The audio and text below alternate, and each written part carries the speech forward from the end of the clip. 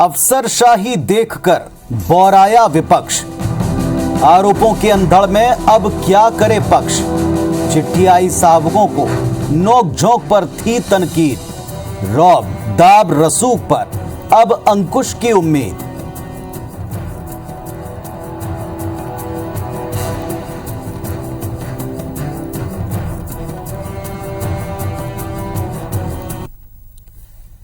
तो ये पंक्तियां आपने जिस विषय पर सुनी हुई हैं या जिस विषय पर आप इन पंक्तियों को देख रहे थे, इन्हीं पंक्तियों के आधार के ऊपर आज प्रदेश में कुछ सवाल खड़े हुए हैं जिन पर हम करेंगे छत्तीसगढ़ की बात।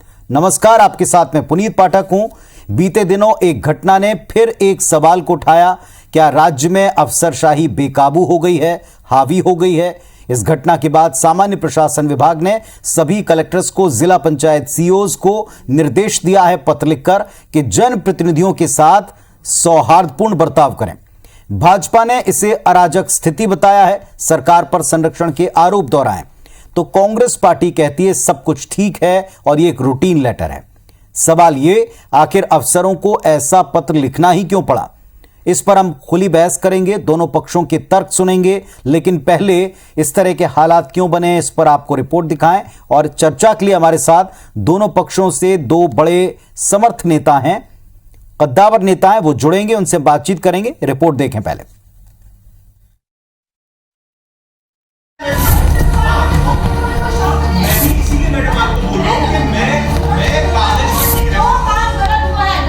ये तस्वीरें रायपुर नगर निगम में आयुक्त और नेता प्रतिपक्ष के बीच हो रहे विवाद की हैं। वैसे इस तरह की तस्वीरें कोई नई बात नहीं। आए दिन छत्तीसगढ़ के सरकारी दफ्तरों में जनप्रतिनिधियों और अधिकारियों के बीच ऐसी बहस देखने को मिलती है। छत्तीसगढ़ सामान्य प्रशासन विभाग ने सभी कलेक्टर और जिला पंचायत सीईओज को पत्र लिखकर ये साफ निर्देश दिया कि वो सांसद, विधायक और जनप्रतिनिधियों के साथ सौहार्दपूर्ण बर्ताव करें और प्रोटोकॉल का पूरी तरह पालन करें। इस पत्र पर सत्ता पक्ष कहता है कि ये समय समय पर जारी होते रहे, लेकिन विपक्ष ने इस पूरे मामले में कई सवाल उठाए। बीजेपी का सीधा आरोप है कि छत्तीसगढ़ में प्रशासनिक अस्थिरता का खामियाजा राज्य के जनप्रतिनिधि और जनता झेल रही है। वैसे इनकी ट्रेनिंग के अंदर में रहता है कि आप अच्छा व्यवहार जनप्रतिनिधियों के साथ में करें और जनता के साथ भी करें। इस कारण बेलगामी के कारण जो है इस प्रकार के कृत्य सामने आ रहे हैं जो निंदनीय है। और ये इसकी पुनरावृत्ति बार बार होने के बावजूद जो है केवल पत्र लिखने से काम नहीं चलता है, एक स्पष्टता हो और स्थिरता हो। वैसे विपक्ष पहले भी कई बार राज्य सरकार पर अधिकारियों को संरक्षण देने के आरोप लगाती आई है, पर कड़वा सच ये है कि खुद मुख्यमंत्री भूपेश बघेल अपनी कई सभाओं में कई अधिकारियों को फटकार लगाते हुए कर्तव्य निभाने की नसीहत दे चुके हैं। इधर बीजेपी के आरोपों को मंत्री रविंद्र चौबे ने पूरी तरह निराधार बताया। दावा किया कि जो अधिकारी अब काम कर रहे हैं वो पहले 15 साल तक बीजेपी शासनकाल में भी काम करते रहे। सामान्य प्रशासन विभाग के द्वारा सतत इस प्रकार के निर्देश दिए जाते रहे हैं कि जनप्रतिनिधियों के सम्मान का संपूर्ण ख्याल रखा जाए। मुझे लगता है कि ये आरोप एकदम निराधार है। ये वही अधिकारी हैं जो 15 साल भारतीय जनता पार्टी के राज में भी काम करते थे। सवाल ये कि क्या छत्तीसगढ़ में अधिकारी वाकई किसी की नहीं सुन रहे? हालात क्या इतने खराब हैं कि चुनाव से पहले राज्य के सामान्य प्रशासन विभाग को उन्हें पत्र लिखकर प्रोटोकॉल बताना पड़ रहा है? सवाल ये भी, क्या प्रदेश के अधिकारियों को अनुशासनात्मक कार्रवाई का डर नहीं है? सत्ता पक्ष भले ही इस पत्राचार को सामान्य बताए, लेकिन विपक्ष को विधानसभा चुनाव से पहले सरकार को घेरने का एक और मौका मिल गया है। सौरभ सिंह परिहार, IBC 24, रायपुर। तो जनता के चुने हुए प्रतिनिधि और जनता के कार्यों को करने वाली, उन तक सेवाएं देने वाली, कसम खाने वाले अधिकारी, ये दोनों आमने सामने हैं। जनता के नाम पर इन दोनों के बीच में नोकझोंक हो रही है जनता के रुके हुए काम को लेकर। लेकिन सवाल ये उठता है कि एक कंडक्ट है, एक नियम है, नियमों के तहत, प्रक्रियाओं के तहत, प्रोटोकॉल्स के तहत आपको काम करना। आज के बड़े सवाल जो उठते हैं इस पूरे प्रकरण में, इस पूरे मामले में, वो ये है कि क्या जनप्रतिनिधियों की अधिकारी सुन नहीं रहे, जैसी शिकायतें हो रही। दूसरा बड़ा सवाल है कि क्या छत्तीसगढ़ में वाकई अफसर बेलगाम हो चुके हैं? कलेक्टर, जिला पंचायत सीईओज को आखिर पत्र क्यों लिखना पड़ रहा है? उनकी ट्रेनिंग का जो हिस्सा है वो क्यों उनको याद दिलाना पड़ रहा है? सियासी आरोप प्रत्यारोप तेज हैं, इसके पीछे हकीकत क्या है, या ये पूरा मामला ही केवल पॉलिटिकल है? मनमर्जी के अफसरों के आगे क्या वाकई जनप्रतिनिधि बेबस दिखते हैं? कुछ अधिकारियों के आगे क्या विपक्षी नेताओं से टकरा रहे हैं नौकरशाह? ब्यूरोक्रेसी से आखिर क्यों परेशान है विपक्ष? जनप्रतिनिधियों और अफसरों में कोई तालमेल नहीं है। क्या वाकई ऐसी परिस्थिति है जो प्रदेश के जनप्रतिनिधि और आम जनता झेल रही है? इन सारे प्रश्नों का जवाब आज की इस बहस में लेने का प्रयास हम करेंगे। हमारे साथ इस वक्त राजेंद्र तिवारी जी कांग्रेस पार्टी के बेहद वरिष्ठ नेता हैं, लंबा तजुर्बा रखते हैं, जुड़ चुके हैं। नमस्कार राजेंद्र जी, बहुत स्वागत है आपका छत्तीसगढ़ की बात में। पिछले दिनों निगम में एक वाकया हुआ जहां आयुक्त और नेता प्रतिपक्ष के बीच में नोकझोंक का वीडियो वायरल हो गया और इसके बाद एक पत्र सामने आता है कि आपको जनप्रतिनिधियों से कैसा बर्ताव करना है। कलेक्टर्स के साथ में, सीओज के साथ में, अधिकारियों के लिए यह पत्र लिखा है निर्देश देते हुए। इसकी क्या वजह आप पाते हैं? ये इतना रूटीन है कि बार बार उनको याद दिलाना पड़ता है कि आपको जनप्रतिनिधियों से कैसा बर्ताव करना है? बात रखें आप अपनी। देखिए, सबसे पहली बात तो ये है पुनीत जी कि हर दल की जो सरकार होती है वो एक नीति को लेकर के सत्ता में आती है, और नीति और नियत दोनों बहुत स्पष्ट रहे तो जनता का आशीर्वाद मिलता है। मैं कांग्रेस सरकार की बात करना चाहूंगा। हमारी नीति बहुत स्पष्ट है, कांग्रेस की सरकार की, भूपेश बघेल जी की नीतियां जिस पर हम लोग समय समय पर चर्चा करते रहते हैं, और नियत भी साफ है। नियत है शुद्ध रूप से जनता की सेवा करना। अब अफसरशाही वाली बात आ रही है, तो ये एक फर्क तो है कि जनप्रतिनिधियों को हर 5 साल में अपनी अग्नि परीक्षा देनी होती है। उनको जनता की कसौटी पर खरा उतरना पड़ता है, नहीं तो गद्दी से उतार दिए जाते हैं। ये बहुत स्पष्ट बात है, और लोकतंत्र इसीलिए तो हमारा पूरी दुनिया में मजबूत भी है।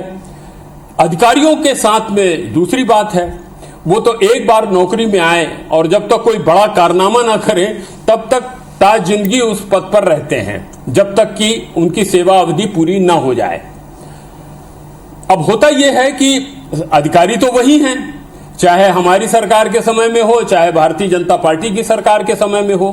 फर्क सिर्फ इतना है कि अधिकारी घोड़े के समान होता है, वो पहचानता है कि घुड़सवार कैसा है। कुछ घोड़े ऐसे होते हैं जिनको केवल चाबुक दिखाने की आवश्यकता होती है, कुछ को चाबुक के फटकार की आवश्यकता होती है, और कुछ को चाबुक मारने की आवश्यकता होती है, ये समय समय पर। मगर कोई भी जनप्रतिनिधि हो, इस मामले में भूपेश बघेल जी का बहुत स्पष्ट निर्देश है कि कोई भी जनप्रतिनिधि हो उसके मान सम्मान के साथ में किसी प्रकार की अगर उपेक्षा होती है उनके मान सम्मान की, तो वो नहीं बख्शा जाएगा। और इसकी वानगी आप देखिए, मुख्यमंत्री जी लगातार बदस्तूर पूरे प्रदेश का दौरा कर रहे हैं। आज भी नाइट हाल्ट उनका कहीं और है, हम लोग रोज पढ़ रहे हैं। और जब जनप्रतिनिधि तो बड़े लोग हैं, उनका तो बोलने का अधिकार है पूरी तरह से, क्योंकि वो उसी के लिए चुने गए हैं। सामान्य जनता भी अगर आम सभा में आकर के मुख्यमंत्री को किसी अधिकारी की शिकायत आपने अपनी बात रखी करती है 2 मिनट के भीतर, कोई भी आदमी हो तो उस पर कड़ी कार्रवाई होती है। ठीक है, मैं आपके पास वापस लौटूंगा, और आपने बहुत सुलझे तरीके से समस्या को स्वीकार करते हुए जो असल कारण हो सकते हैं उनको बहुत अच्छी तरह से उठाया, समीक्षा भी की। हमारे साथ में इस समय संजय श्रीवास्तव जी हैं, भारतीय जनता पार्टी का पक्ष रखेंगे। संजय जी, आपका निगम का भी लंबा तजुर्बा है, जनता से सीधे जुड़े सवालों पर, मुद्दों पर जब जनप्रतिनिधि किसी आयुक्त से बातचीत करता है तो ऐसे में गर्मा गर्म बहस कई दफा होती है, लेकिन इस पर शासन को पत्र अगर जारी करना पड़े तो क्या आप मानते हैं? तिवारी जी ने यहां बहुत साफ कहा कि ऐसा किसी के भी साथ में किसी भी शासनकाल में होता रहा है। फिर आपके आरोप केवल कांग्रेस पर या उनकी सरकार पर, उनके प्रशासन पर क्यों? 2 मिनट में बात रखें। पुनीत जी, मेरी आवाज आ रही है? बिल्कुल, आपकी आवाज मिल रही। देखिए रोक लगा। देखिए, ऐसा है कि किसी सरकार के 4थे वर्ष में माननीय मुख्यमंत्री जी का निर्देश देना एक बात को स्पष्ट सिद्ध कर रहा है कि प्रदेश के अंदर में प्रशासनिक अमले में बहुत कुछ ठीक नहीं चल रहा है। और देखिए, जहां तक कांग्रेस की सरकार, भूपेश बघेल की सरकार का जो विषय सामने आया है और जिस तरीके से जनप्रतिनिधियों में जो असंतोष आया है, और इसी असंतोष के कारण इस तरह के निर्देश सरकार को देना पड़ रहा है। आपको याद होगा पुनीत जी, जब हमारी सरकार थी तो ये लगातार आरोप लगाते थे डॉक्टर रमन सिंह पर कि प्रशासनिक नियंत्रण नहीं है। लेकिन आज स्थिति यह है कि जब इनके आंतरिक जो द्वंद्व सामने आए हैं और खुलकर अब जब चौथे पांचवें वर्ष में जब आरोप प्रत्यारोप के दौर चल रहे हैं, तब ये निर्देश कलेक्टर जिला पंचायत के सीईओ को चिट्ठी लिखना पड़ रहा है सरकार को कि भैया कम से कम काम नहीं हो रहा है तो कम से कम व्यवहार आचरण ठीक रखिए। लेकिन 4 वर्ष के बाद अब आचरण और व्यवहार क्यों ठीक नहीं हुए, क्यों ठीक नहीं रहे हैं, इसके पीछे एक बड़ा कारण है जो लगातार इस तरह के आरोप प्रत्यारोप करते रहे हैं कि ये जो तमाम सरकारी अधिकारी हैं, ये जिस तरीके से तबादला मैं मुख्य कारण मानता हूं। आज इस विषय पर चर्चा हो रही है कि तबादला, आप यदि किसी एक अधिकारी, कर्मचारी या जो भी व्यक्ति वहां काम करना चाहता है और उस व्यक्ति को आप यदि लगातार 2 साल 3 साल वहां काम नहीं करने दे रहे हैं, वो परफॉर्म कैसे करेगा, किस तरीके की चीजों को करेगा। निश्चित रूप से जो जनप्रतिनिधि है वो दबाव बनाएगा, वो बातचीत करने के लिए, उनके काबू करने के लिए, उनके क्षेत्र में भी काम नहीं होगा वो दबाव बनाएगा। लेकिन अमूमन यही रहा है कि तबादला उद्योग में तब्दील हो गया, और यदि तबादला उद्योग में तब्दील हो गया, अधिकारी किन शर्तों के आधार पर वहां पर गए हैं, तो आखिर सुनवाई किस तरीके से होगी। ये मूल कारण जब सामने असंतोष के रूप में पैदा हुआ है, जब चुनावी लीला प्रारंभ हो गई है, तब मुख्यमंत्री जी को मजबूर होकर ये लिखना पड़ रहा है कि मेरे जनप्रतिनिधि संख्या में तो बहुत है लेकिन उनके क्षेत्रों में काम नहीं हो पा रहा है, तो कम से कम उनके साथ में ठीक रखिए। संजय जी, आपने भी अपनी बात रखी 2 मिनट में, मैं आपके पास वापस लौटता हूं। राजेंद्र तिवारी जी, जो बातें आपने की थी उनको आप आगे बढ़ाइएगा, लेकिन साथ में संजय जी कह रहे हैं कि यह भी तय दिखता है कि एक फेवरेट अधिकारी और तबादला, इसका दबाव वो भी काम करता है अफसरों पर। इसी वजह से संभवतः कुछ अधिकारी बेलगाम हो जाते हैं या जनप्रतिनिधियों से कैसा बर्ताव करना है कसम खाने के बाद, अपने कंडक्ट के बावजूद उसे भूल जाते हैं। सही बात है? बिल्कुल नहीं। देखिए, अब संजय श्रीवास्तव जी का काम है अपनी दलीय जो जिम्मेदारी है उसका निर्वहन वो कर रहे हैं, उनका काम है आलोचना करना, जो स्वाभाविक रूप से। मैं आपको 2-3 बातों को बताना चाहूंगा। अभी तो चुनाव की बात इन्होंने 4 साल की है। 2 साल पहले एक कलेक्टर ने एक नवयुवक का मोबाइल लेकर के तोड़ दिया, उसको झापड़ लगाया। 12 घंटे के अंदर भूपेश बघेल जी ने उसका स्थानांतरण किया, ये कहते हुए कि छत्तीसगढ़ में इस तरह की प्रवृत्ति नहीं चलेगी। तो इस मामले में भूपेश बघेल जी स्वयं बेहद जागरूक हैं। मैं आपको बताना चाहूंगा कि जनप्रतिनिधियों के मन में के प्रति उनके मन में कितना सम्मान है। एक बड़ा विराट सम्मेलन हुआ था पंचायत के सदस्यों का इसी रायपुर में, और जो मानदेय बढ़ाने की घोषणा किया। अब सरपंचों का मानदेय पहले 2000 था, उसको बढ़ा के 4000 किया। 15,000 रुपए पहले जिला पंचायत के अध्यक्ष को मिलते थे, उसको 25,000 किया। उनके लिए वाहन की व्यवस्था किया, उनको 50 लाख तक की कार्य स्वीकृत करने का अधिकार दिया, और साथ में सीआर लिखने का अधिकार दिया उन्होंने पंचायत के प्रतिनिधियों को। तो वो केवल कांग्रेस के लोग तो नहीं थे पुनीत जी, वो तो सभी पार्टियों के लोग थे। तो जनप्रतिनिधियों के प्रति कितना सम्मान होना चाहिए, इस बात को बताने का काम भूपेश बघेल जी ने किया है। नहीं तो इसके पहले सीआर लिखे जनपद के अध्यक्ष और उपाध्यक्ष, ये व्यवस्था नहीं थी। मानदेय तो बढ़ाया ही, उनका मान सम्मान भी बढ़ाया। अब बात रह गई कुछ अधिकारियों की, तो ये जरूर है कि कुछ ना कुछ अधिकारी इस तरह का काम करते हैं जिसके कारण लगाम लगानी पड़ती है। तो ऐसे अधिकारियों पर पूरी तरह से नियंत्रण भी रखा जा रहा है, उसमें किसी प्रकार की कोई उन अधिकारियों को छूट नहीं है, और ऐसे अधिकारियों का समय समय पर स्थानांतरण भी होता है। और एक बात और बता दें, हमारे यहाँ के अधिकारी, ये तो भाई भारतीय जनता पार्टी में भी यही अधिकारी थे, अभी भी यही अधिकारी हैं। अब उनसे हमको काम लेना है। हमारी कुछ स्पष्ट नीतियां हैं। हमारी नीति, भूपेश बघेल जी का मंतव्य बहुत आईने की तरह साफ है कि हमको किसानों की सेवा करना है, हमको अनुसूचित जाति जनजाति की सेवा करना है। संजय जी, यही अधिकारी आपके टाइम में भी थे और यही अधिकारी अभी भी हैं। जा रहा है, उनके काम आप भी ऐसे लेते थे, जो ठीक काम ना करे उनके तबादले आप भी करते थे, फिर आरोप क्यों? अब मैं देखिए, बिल्कुल सही कहा आपने, बिल्कुल सही कहा। यही तो सवाल है हमारा। अधिकारी वही थे, कर्मचारी वही थे, लेकिन अभी उनका व्यवहार इतना परिवर्तित सवाल है। इसी सवाल का मंत्री जी को कि भाई कर्मचारी वही थे, तो और इनका आचरण कांग्रेस के समय में क्यों अभी राजन तिवारी जी कह रहे थे, एक उदाहरण मोबाइल का, आपको लगता है संजय जी वाकई सबका व्यवहार बदल गया है कांग्रेस के काल में? एक उदाहरण मैं भी बता देता हूं, जो राजन तिवारी जी ने एक उदाहरण दिया, मैं एक बार भी बता देता हूं। ये मंत्री जयसिंह अग्रवाल जो लगातार कलेक्टर रामू साहू के खिलाफ में लगातार आरोप प्रत्यारोप लगाते रहे कि बहुत ज्यादा भ्रष्टाचार हो रहा है, जब सिर पर से ऊपर पानी निकल गया तो उनको हटाया नहीं गया, उनको वहां से हटाकर रायगढ़ का कलेक्टर बनाया गया, उनको पनिशमेंट नहीं दी गई। अभी माननीय राजन तिवारी जी कह रहे थे हम पनिशमेंट करते हैं तमाम प्रकार की बातें करते हैं, एक जगह से उठाकर दूसरी जगह उनको स्थानांतरित कर दिया गया। अब बाकी का बात अभी मैं ईडी वगैरह की बातें नहीं करना चाह रहा हूँ, क्या मामला है क्या नहीं है, लेकिन इधर से हटाकर उधर स्थानांतरित जी उत्तर देंगे तिवारी जी इस बात का? इस तरह का आचरण रहेगा यदि उनके खिलाफ में इस तरह की कोई कार्रवाई नहीं बिल्कुल जो संजय जी कह रहे हैं, मैं उसमें कुछ बातें और भी जोड़ना चाहूंगा। सबके अलग अलग दायित्व हैं। मैं बड़ी नम्रता से संजय श्रीवास्तव जी से एक ही सवाल पूछना चाहता हूं।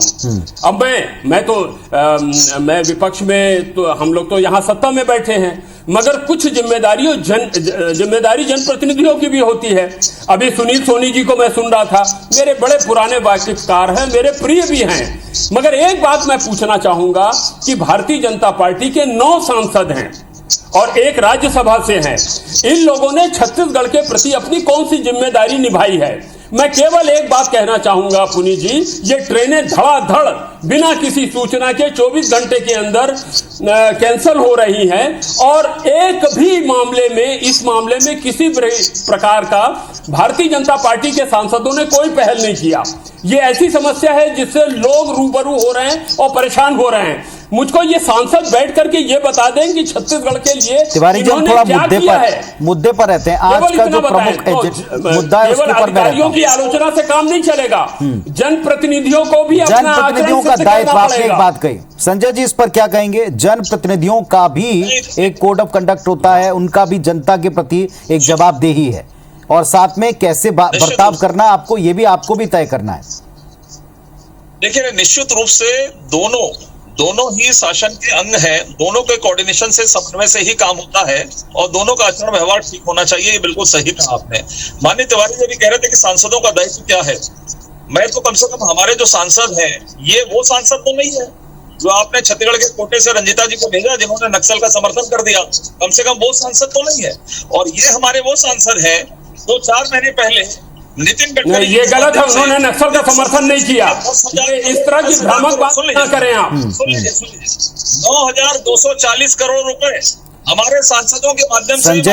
संजय जी मैं आपसे गुजारिश करूंगा, रंजीता रंजन जी का बयान समर्थन या उनके मायने क्या हैं, इस पर हमने एक अलग से डिबेट की है। आज जिस विषय पर आप दोनों चर्चा कर रहे थे वो विषय प्रदेश की जनता के कामों से सीधे तौर पर जुड़ा है, निगम से जुड़ा है और अधिकारियों के बर्ताव से जुड़ा है। बहुत सीधी सी बात, आप थोड़ा लेट जुड़े, वरना तिवारी जी ने जो की कि कोई सरकार में बैठा हुआ व्यक्ति चलाने वाला नहीं चाहेगा कि उसका कोई अफसर उनकी छवि पर दाग लगाए, उनकी मंशा पर दाग लगाए। लेकिन इसके लिए अगर कोई निर्देश आता है तो फिर इतनी पॉलिटिक्स क्यों? एक तरह जब आप विरोध कर रहे हैं तो फिर इतनी पॉलिटिक्स क्यों?